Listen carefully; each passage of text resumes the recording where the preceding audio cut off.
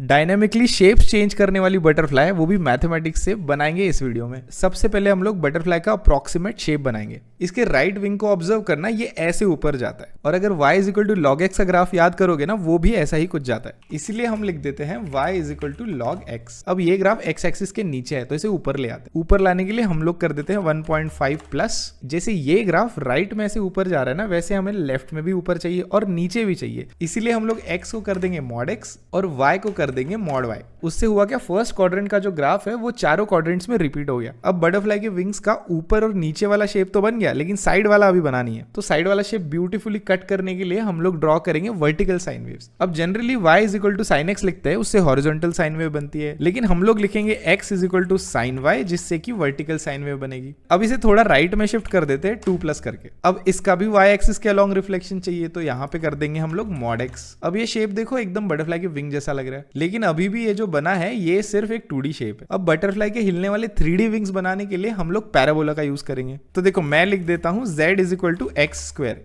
XZ plane पे देख के ये पैराबोला लगता है, लेकिन अगर इसे 3D में घुमाओ तो तुम्हें एक पैराबोलिक शीट नजर आती है। अब हमें क्या करना है, ध्यान से सुनना। अब हमें ये पैराबोलिक शीट तो ड्रॉ करनी है, लेकिन इसे कैंची से ऐसे काटना है कि वो बटरफ्लाई के विंग्स लगे। बटरफ्लाई के विंग्स के अप्रोक्सीमेट फंक्शंस तो हमने ऑलरेडी ढूंढ लिए। तो अगर ये विंग्स के फंक्शन इस पैराबोलिक शीट में मैं कंडीशन की तरह डाल दूं और यहाँ पे इक्वल टू की जगह लेस देन कर दूं, तो ये शीट तो ड्रॉ हो रही है, लेकिन बस अब इन बाउंड्स के अंदर ड्रॉ हो रही है। अब वैसे ही जब मैं दूसरी कंडीशन डाल देता हूं और यहाँ पे भी लेस देन कर देता हूं, तो ये विंग्स ड्रॉ होने लग जाते हैं हमारे बाउंड्स के अंदर। अब हमारी पैराबोलिक शीट को हम लोग मल्टीप्लाई कर देते हैं साइन t से, जिससे कि ये पैराबोला ऊपर नीचे फ्लिप होने लग जाएगा। इसकी फ्लैपिंग स्पीड एक्सपोज कर देते हैं f से और इसका एम्पलीट्यूड एक्सपोज कर देते हैं a से। अभी ये बटरफ्लाई कंप्लीट नहीं हुई है, इसकी बॉडी भी हम लोग ड्रॉ करेंगे। इसकी बॉडी ड्रॉ करने के लिए y एक्सिस के अलोंग हम लोग एक सिलेंडर ड्रॉ करेंगे। तो y एक्सिस के अलोंग जाने वाले सिलेंडर का इक्वेशन होगा x square plus z square is equal to k, जहां पे k हो गया बॉडी का रेडियस। लेकिन इस पाइप को बटरफ्लाई की बॉडी में कन्वर्ट करने के लिए हम लोगों को इसे एंड्स पे टेपर करना होगा, मतलब एंड्स पे ऐसे छोटा करना होगा।